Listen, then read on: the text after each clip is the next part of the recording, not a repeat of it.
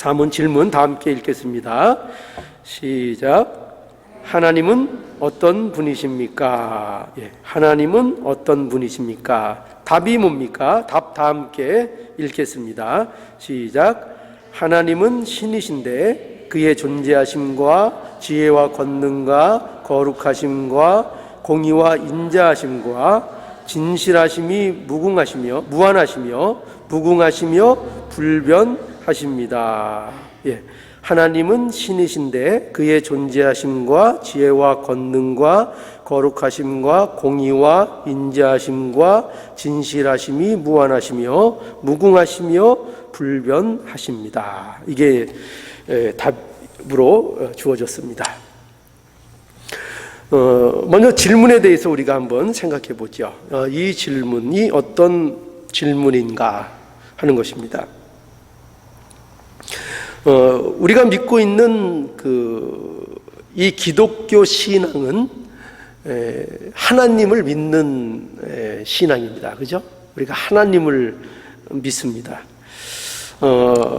우리가 가진 신앙은 분명한 대상이 있는 거죠. 신앙에게 있어서 중요한 것은 대상을 아는 겁니다. 대상. 무엇을 믿을 것이냐. 우리는 신앙을 강조하는 경우가 많고, 그리고 믿음을 강조할 때가 많이 있죠. 믿어라 이거죠. 그죠? 중요하죠. 믿는 것이 중요한데, 그러나 언제나 그것이 옳기 위해서는, 믿는 것이 옳기 위해서는 그 앞에 대상이 정확해야 되는 것입니다. 그죠? 믿는데 무엇을 믿을 것이냐. 근데 그 믿는 대상이 정확하지 않고 그 믿는 대상이 옳지 않으면 아무리 좋은 믿음이라 해도, 아무리 신앙을 가진다고 해도 그것이 무엇으로 옳다고 얘기할 수가 없는 거죠. 그러니까 항상 믿음이 중요한데, 그런데 그 전제가 되는 건 뭐냐면 무엇을 믿을 것이냐가 중요한 거죠. 무엇을 믿을 것이냐 할 때 우리에게 있어서 반드시 신앙의 대상, 우리가 섬기는 신앙의 대상, 기독교가 말하는 신앙의 대상은, 그 대상이 분명히 하나님이신 것을 우리는 분명히 알죠. 그러므로 우리가 가지고 있는 이 기독교 신앙에 있어서 무엇보다 중요한 것은 하나님을 아는 것이라고 얘기할 수 있습니다. 하나님을 모르면 신앙 자체가 성립이 되질 않는 거예요. 그렇기 때문에 우리가 믿음하면 무엇을 믿는 것이냐, 신앙이 뭐냐 할 때 그것은 하나님을 아는 것이라, 이렇게 또 정의할 수 있습니다. 우리 한번 그 근거가 되는 구절들을 한번 찾아볼까요? 먼저 17장 3절 한번 보시죠. 요한복음 17장 3절입니다.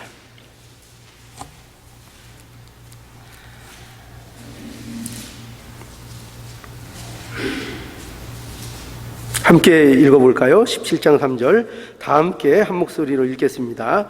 시작. 영생은 곧 유일하신 참 하나님과 그의 보내신 자 예수 그리스도를 아는 것이니라. 예, 영생이 뭐라고요? 영생. 영생이 뭡니까? 영생이 뭐죠? 우리 영생에 대한 개념을 한번 생각해 볼까요? 영생. 말 그대로는 뭡니까? 영원히 사는 것을 영생이라고 그러죠. 그러면 우리 신자들에게 허락된 영생이라는 것이 뭘까요?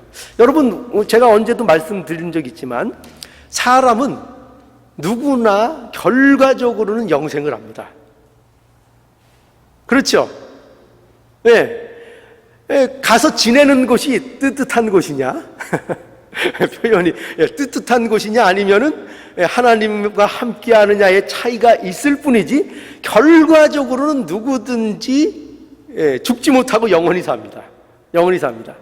그래서 성경이 우리에게 약속하고 있는 영생은 조금 개념을 달리해야 됩니다. 뭐냐?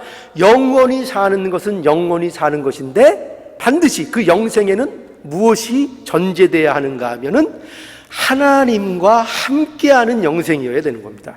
하나님과 함께.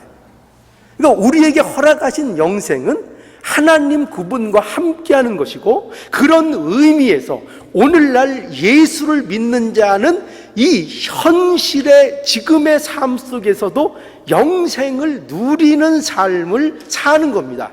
어떤 의미에서요? 하나님이 그와 함께 하신다는 의미에서요. 그러니까 우리는 이미 영생 가운데 있는 거예요. 영생의 삶을 놀랍게도 지금 살아가고 있는 거예요.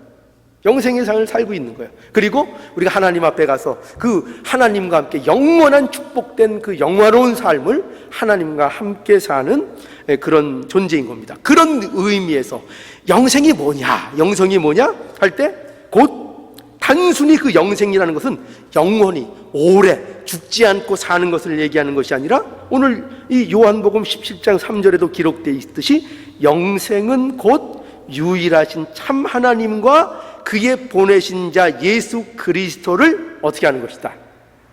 아는 것이 영생이라 이거예요. 아는 것이 영생. 예수 그리스도를 아는 것, 그로부터 하나님을 아는 것이 영생인 것입니다. 이게 영생이에요. 그런 의미에서 저와 여러분들이 영생을 누리고 있죠. 믿습니까? 우리 모두 영생을 누리는 가운데 있습니다. 자, 그러므로 인해서 영생, 하나님을 아는 것이 영생이고요. 또 근거 구절,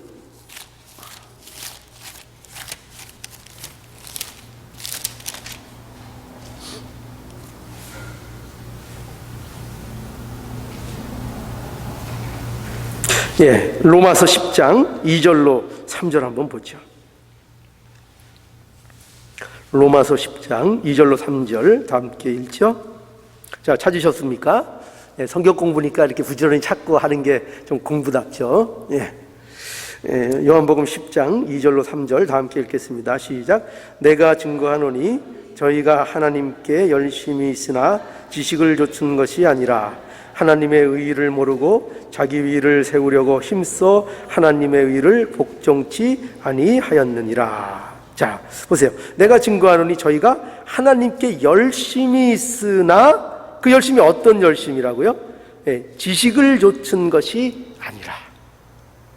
지식을 좇지 않는 열심, 하나님을 바로 알지 못하는 열심, 그것은 하나님 앞에 옳은 열심이 아니고 하나님을 아는 것도 아니고 잘못된 어떻게 보면 신앙인 것을 우리들에게 말씀하고 있죠. 그러니까 하나님을 아는 것, 단순히 이것은 정보적인 아는 것을 얘기하는 게 아니에요. 우리는 성경에서 너희들이 하나님을 아느냐, 예수 그리스도를 아느냐 할 때 그 안다는 것은 단순히 정보적인 차원에서 아는 것을 얘기하는 것이 아니고, 그것은 어떤 아니냐면은 깊은 관계 속에서 교통함으로 아느냐를 물어보고 있는 그런 아주 가까운 친밀한 관계에서의 아느냐를 물어보고 있는 거예요. 그러니까 마치 우리 관계를 비유하자면은 우리 인간 사이에서 누가 제일 친밀합니까? 그래도 그나마 그래도 부부 아니겠어요? 부부, 그죠? 그러니까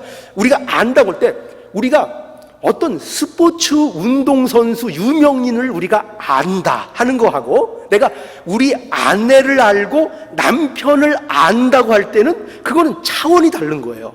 그렇죠? 그렇죠? 아무리 유명한 운동선수라고 해도 내가 그를 안다고 하는 것은 그저 정보적인 차원에서 그 사람이 어떤 사람이고 뭐를 잘하고 키가 얼마고 생일이 언제고 좋아하면 알 수 있겠지만 그건 정보에 불과한 것이죠.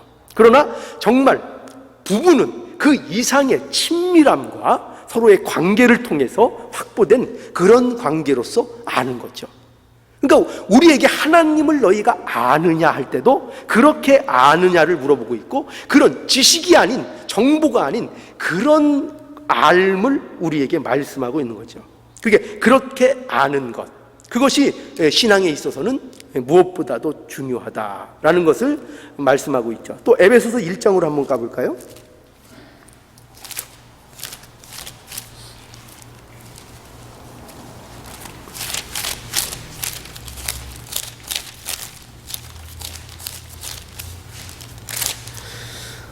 에베소서 1장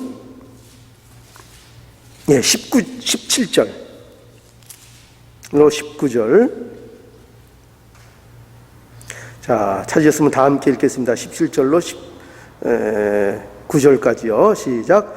우리 주 예수 그리스도의 하나님 영광의 아버지께서 지혜와 계시의 정신을 너희에게 주사 하나님을 알게 하시고 너희 마음의 눈을 밝히사 그의 부르심의 소망이 무엇이며 성도 안에서 그 기업의 영광의 풍성이 무엇이며 그의 힘의 강력으로 역사하심을 따라 믿는 우리에게 베푸신 능력의 지극히 크심이 어떠함을 너희로 알게 하시기를 구하노라. 우리 너무나도 여러 번 본 적이 있는 이 바울의 기도죠. 바울의 기도. 에베소 성도들을 위해서 기도하는데 이 기도의 내용으로 여기에 실리고 있는 이 내용은 성도들에게 있어서 정말 중요한 게 뭐냐, 그들의 삶 속에서 그들이 추구해야 하는 신앙의 자세, 신앙의 모습이 어떠해야 되느냐를 기도로 하고 있는 거예요. 그렇죠? 기도로 이렇게 실릴 정도의 내용이라는 것은 그것이 신앙생활에게 있어서 너무나도 중대한 일이기 때문에 기도로서, 바울의 기도로서 이렇게 등장을 하고 있는 거예요. 자, 그런데 그 내용의 중대한 주요 내용이 뭐냐면은 알게 해달라는 거예요. 알게 해달라는 거. 그죠? 알게 해주십시오. 주시고 뭘 어떠가 하시고 뭐 그런 기도도 우리가 할 수 있지만 이런 기도에 이런 바울의 기도의 특징을 보면 대체적으로 뭐를 알게 해달라는 기도입니다. 그러니까 그 알게 해달라는 것이 무엇입니까? 바로 하나님의 어떠하심을 알게 해달라는 그런 기도인 거예요. 전부 다 하나님이 보세요. 17절. 우리 주 예수 그리스도의 하나님 영광의 아버지께서 지혜와 계신의 정신을 저희에게 주사 하나님을 알게 하시고, 누구를 알게 해달라 그래요? 하나님을 알게 해달라는 거예요. 계시의 정신을 주시고 그런 것들을 통해서 다른 거 알게 해달라는 게 아니고 하나님을 알게 해달라.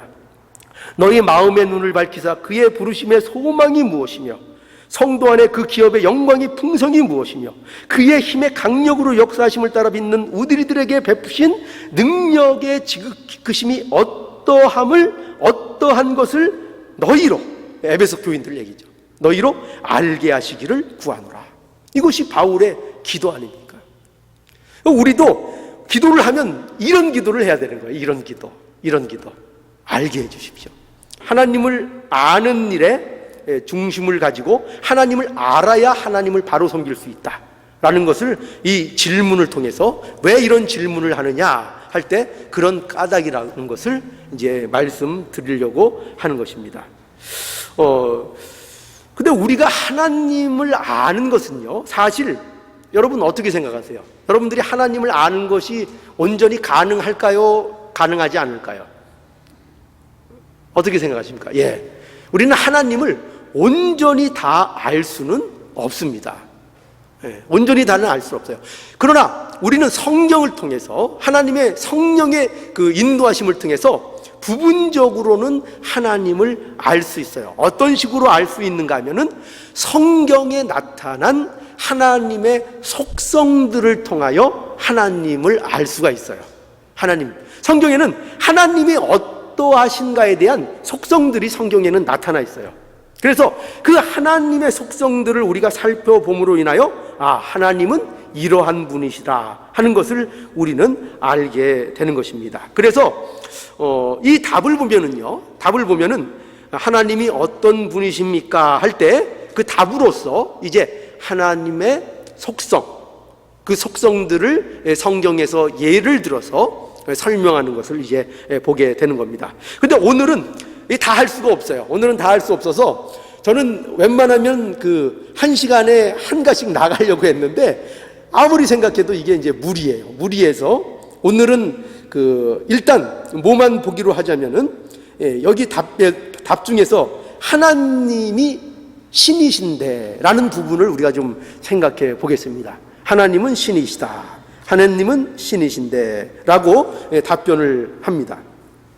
자, 이 말은 우리가 다른 말로 얘기하면 여러분 잘 아시는 바대로 하나님은 영이시란 얘기입니다. 하나님이 어떤 분이시냐 할 때 첫 번째로 답이 나오는 것이 뭐냐면 하나님은 신이시다, 하나님은 영이시다, 이렇게 말씀하고 있는 겁니다. 이 말씀의 근거 구절은 요한복음 4장 24절이죠. 우리 한번 또 찾아보죠. 요한복음 4장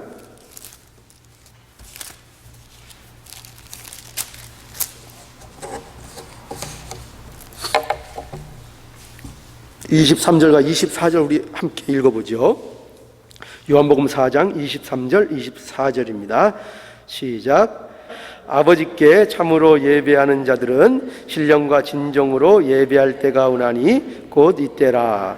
아버지께서는 이렇게 자기들에게 예배하는 자들을 찾으시느니라. 하나님은 영이시니 예배하는 자가 신령과 진정으로 예배할지니라 라고 해서 여기 하나님은 영이시다 라고 증거되는 것을 보고 있습니다. 이 증거는 누가 하신 말씀인가 하면 예수님이 하신 말씀입니다. 예수님께서 하나님을 어떻게 설명하고 계시다고요? 예수님께서 하나님은 영이시다, 이렇게 예수님이 직접 설명을 해주셨습니다. 그러면 영이시라는 이 말이 갖는 의미를 오늘 좀 살펴보고자 합니다. 영이시라는 말은 거기 첫 번째로 보면 어떻게 돼 있죠? 한번 읽어볼까요? 첫 번째로 하나님은 영이신데 그 영이시라는 것의 의미가 첫 번째 한번 읽어보겠습니다. 시작. 어떤 형체나 모양으로 규정할 수 없는 분이다. 제가 그렇게 썼습니다. 그러니까 어떤 형체, 어떤 모양으로도 규정할 수 없다. 하나님을 표현할 수도 없고 하나님을 가둘 수도 없고 하나님을 어떠한 것으로도 규정, 이것이 하나님이다라고 꼭 집어 이렇게 정할 수 없는 그런 분이라 이거죠. 왜냐하면 하나님은 영이신데 그 의미가 아무런 어떤 형체도 어떤 모양으로도 규정되지 않는 그런 분이다라는 것이죠. 그러니까 세상은 모든 것이 물질, 보이는 물질, 또는 보이지 않더라도 어떤 기운, 어떤 에너지, 이런 것들이 있잖아요. 그죠? 그런데 하나님은 그런 어떤 세상에 있는 구성 요소로도 하나님은 이루어진 분이 아니다. 어떤 것으로도 설명될 수 없는 그런 분이다 라고 말씀하는 것이 영적인 분이다라는 것입니다. 그러니까 물론 그러니까 만질 수는 있겠습니까? 없겠습니까? 하나님을 만질 수도 없겠죠. 그죠? 볼 수는 있겠습니까? 없겠습니까? 볼 수도 없죠. 그래서 누가복음 24장 39절을 보면 예수님이 영을 대한 설명을 이렇게 하시죠. 영은 살과 뼈가 없다. 이런 식으로 이제 표현을 하시죠. 그래서 그것은 만질 수도 없고 볼 수도 없는 그런 모습이다. 그러므로 여러분, 하나님의 모습을 형상화하는 것은 어떤 의미에서든지 잘못된 것입니다. 그렇죠? 왜요? 그게 왜 잘못된 것입니까? 왜 하나님께서 우상 숭배를 그렇게 미워하십니까? 왜 그러십니까? 그것은 하나님을 어떤 세상의 귀한 것으로 하나님을 설명하고 규정해도 그것은 하나님을 욕되게 하는 것이기 때문입니다. 그죠? 금송아지로, 금으로, 그냥 금 보석으로 하나님을 만들어 놓으면 하나님이 그래도 금으로 날 만들어 놨네, 이놈들 기특하네, 그러실까요? 아니죠. 그 금 온통 순금으로 하나님 형상을 만들어 놔도 그것은 하나님을 욕되게 하는 것입니다. 하나님을 제약하는 거예요. 하나님을 인간의 생각으로 제약하고 하나님을 가둬놓는 거예요. 그죠? 그런 겁니다. 여러분, 왜 인간이 우상을 만듭니까? 왜 인간이 우상을 만들죠? 보고 싶으니까. 그리고 내가 규정하고 싶으니까. 그리고 내가 마음대로 하고 싶으니까. 내 생각으로 되어 있는 내 생각의 하나님을 내가 만들어 보고 싶으니까. 그러니까 우상이 생기는 거예요. 우상이. 그래서 눈에 보이는 것, 확실한 것, 그것을 만들어 놓고 그것에 대해서 빌고 그것에 대해서 섬기고 하는 것으로 의안을 삼고 뭔가 확실한 것을 잡고자 하는 그 욕심, 그러니까 우상이 뭐냐면, 기본적으로 뭐냐면, 내 욕심을 채우기 위하여 하나님을 내 생각과 내 규정 속에 제한시켜 놓는 것이 사실은 우상인 거예요. 그게 우상에 대한 근본적인 그 설명인 거예요. 그러니까 우리는 자칫하면 하나님을 나도 모르게 우상으로 만드실 수 있어요. 어떻게 하면 하나님이 우상이 된다고요? 내가 원하는 것, 내 소원들을 얻어내기 위하여 하나님을 어떻게 만든다고요? 하나님을 내가 마음대로 부릴 수 있는 어떤 존재로서 내가 그를 대접하면 그 하나님이 여러분들에게 우상이 될 수 있다고요. 하나님은 결단코 내 마음대로 조종하고 움직일 수 있는 그런 분이 아닙니다. 그런 분이 아니에요. 하나님은 절대로 그런 분이 아닙니다. 그래서 형상화하는 것은 하나님이 영이시라는 이 말씀에 크게 위반되는 큰 잘못인 것을 알아야 됩니다. 규정할 수 없습니다.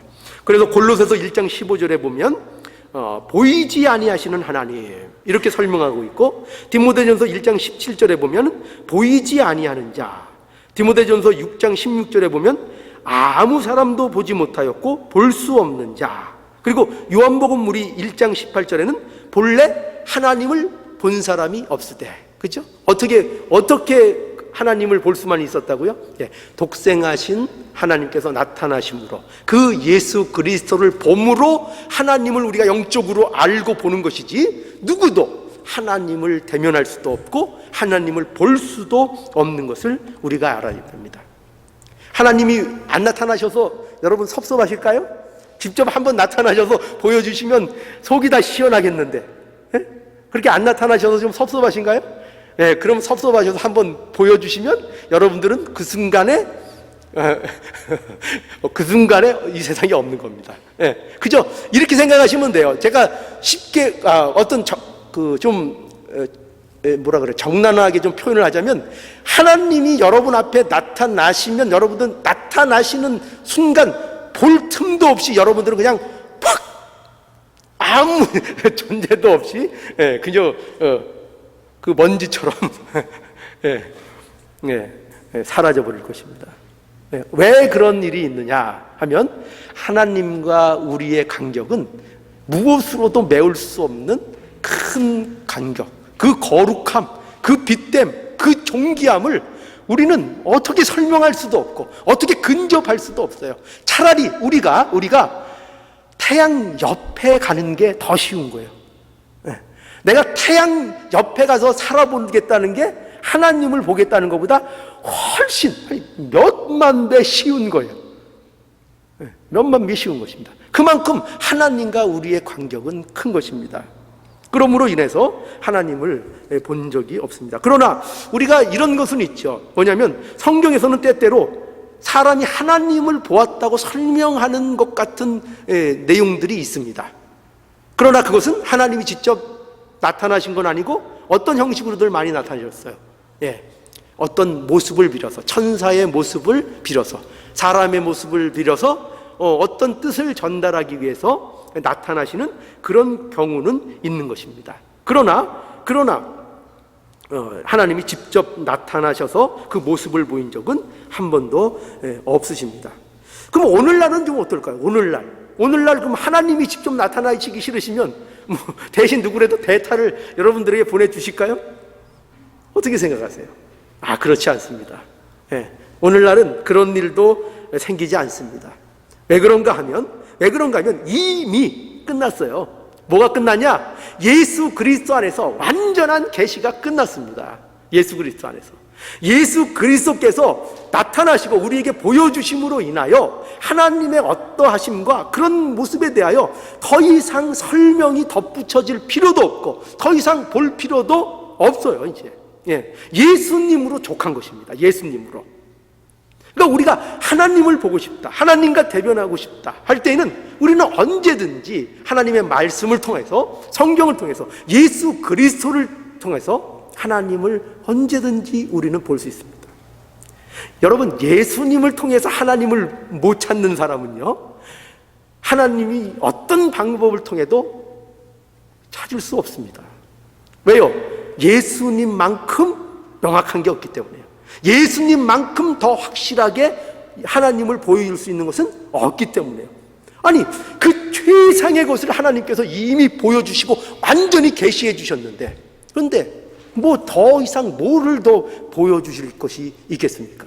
그러니까 여러분 혹시라도 꿈에 허연 노인이 나타나서 하나님이 보내셨다 그러시면, 그럼 안녕히 가시라고 그냥 그러세요. 안녕히 가시라고 그러시면 됩니다. 네.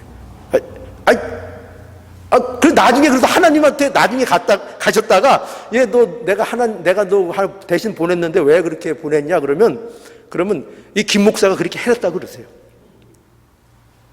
네. 그렇게 하라 그랬다 그랬어요. 제가 가서 뭐 이렇게 큰 소리 쳤다가 하나님한테 어떤 제가 챙기를 당할지 모르겠지만, 그러면은 제가 책임지겠습니다. 하나님한테 벌을 받겠습니다. 그 무시했다고 혼나면. 예. 그렇지 않아요. 예.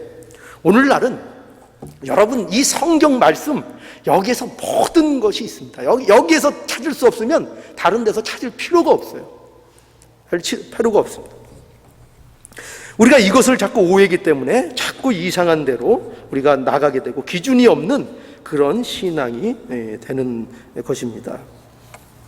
자, 그 다음에 두 번째, 하나님이 영이시다.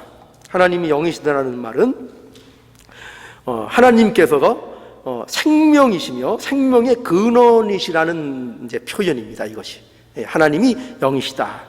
하나님이 형체나 모양이 없으신 분이라고 해서 무슨 생명이 없는 어떤 원리나 에너지 뭐 이런 식의 그 법칙 이런 것이 아니라는 거예요.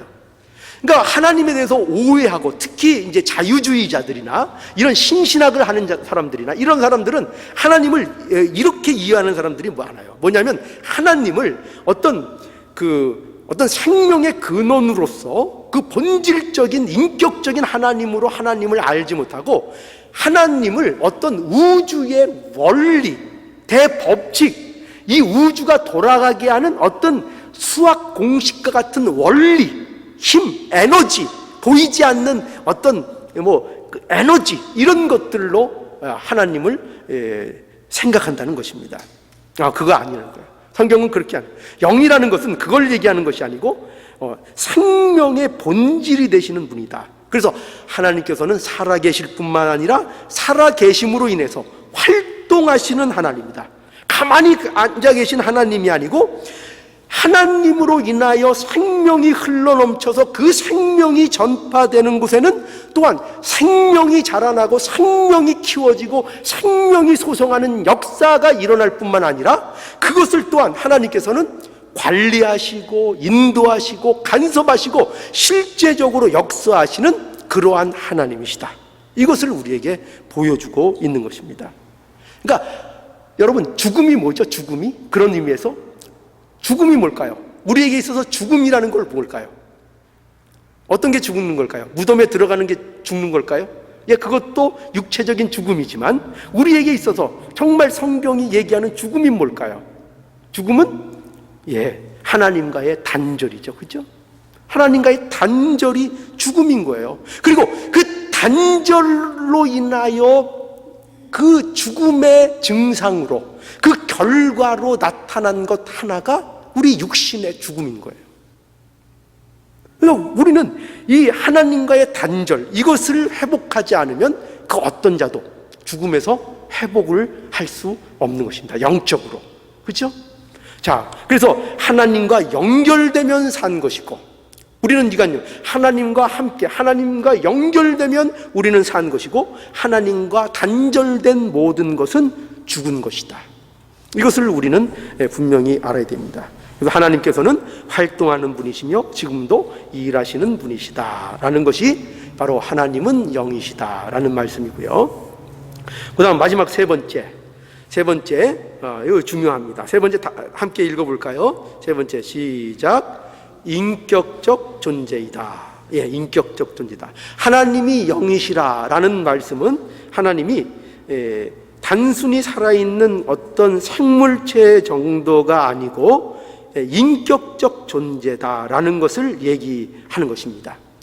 근데 이 표현은요, 우리 인간이 갖고 있는 한계적인 표현이에요. 예. 어떻게 하나님을 인격적이라, 인격이라는 건 인간에 대한 거 아닙니까? 왜? 그것을 이제 하나님에 대해서 설명하는데 그 단어를 쓰는 것은 하나님의 어떠하심을 설명할 수 있는 적절한 단어를 찾지를 못하는 거예요, 우리가. 예.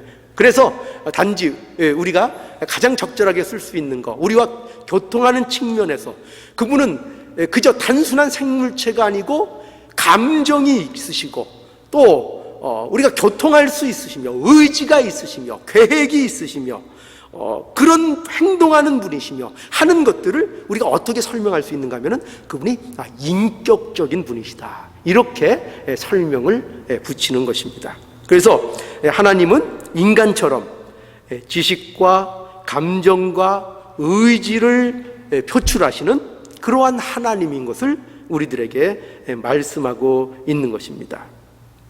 그러니까 성경에서 보여주시는 하나님은요, 우리 인간처럼 어떻게 하신다고요?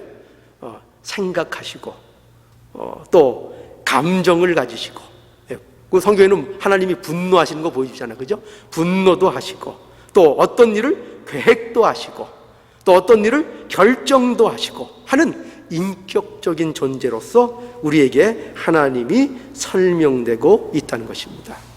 이것이 하나님의 놀라운 은혜인 거예요. 왜냐? 하나님께서는 우리 인간과 교통하시고 인간과 교제하시기 위하여 어떻게 보면 인간에게 그러한 인격적인 면을 허락해 주셨기 때문인 것이에요. 그러니까 우리가 인격적이라는 것, 이것이 무엇과 관련되어 있는 것이라고요?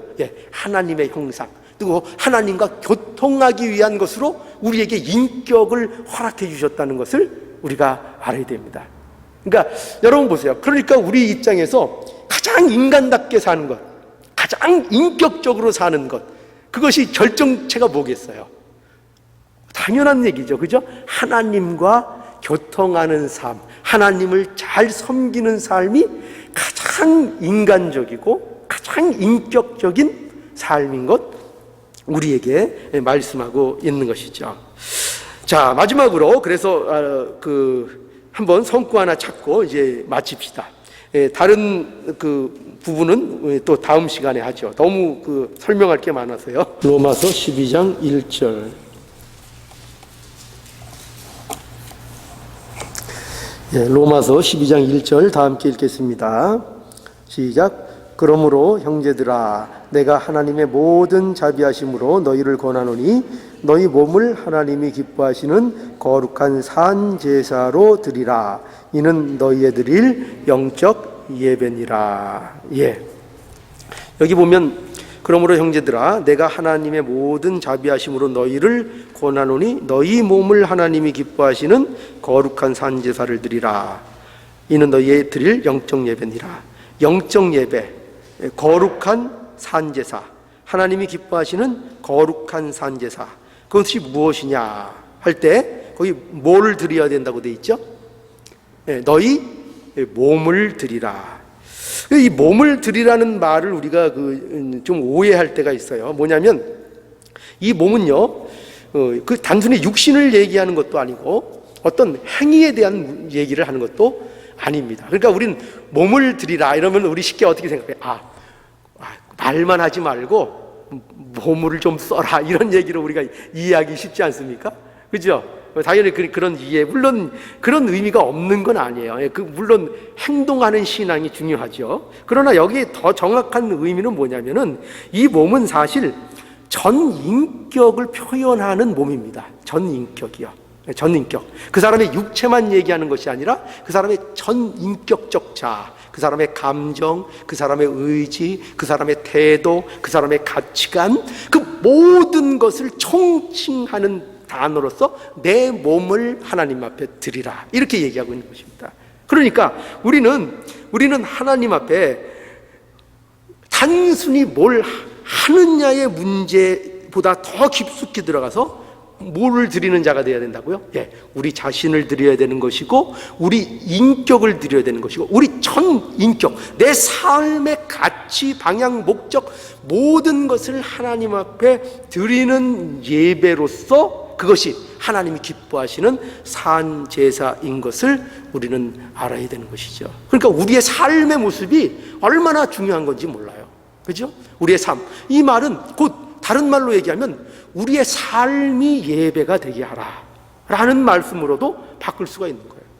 우리의 삶이 예배가 되라. 너희 인격이 하나님 앞에 바쳐드리는 그러한 삶을 너희가 살아야 한다라고 말씀하고 있는 것입니다. 왜냐하면 하나님이 어떤 존재이시기 때문에요? 예, 인격적인 존재이기 때문에. 하나님이 영이시기 때문이다 라고 말씀하고 있는 것입니다. 그래서 오늘은 이렇게 하나님이 영이시라는 거, 이거 하나만 갖고 이제 한 시간을 말씀을 드렸습니다. 이 하나님을 설명하기 위해서는 하나님의 그 속성을 우리가 살펴봐야 되거든요. 하나님의 그 신학적 용어로 보면은 비공유적 속성, 또 뭐 공유적 속성 해가지고 또 골치 아픈 얘기들이 나옵니다. 그것도 한 뭐 수도 없이 많은데 이런 것들을 다 설명을 지금 단시간 내에 해드릴 수가 없어요. 그래서 그냥 지나갈까 하다가 또 성격이 그냥 지나가는 성격은 못되고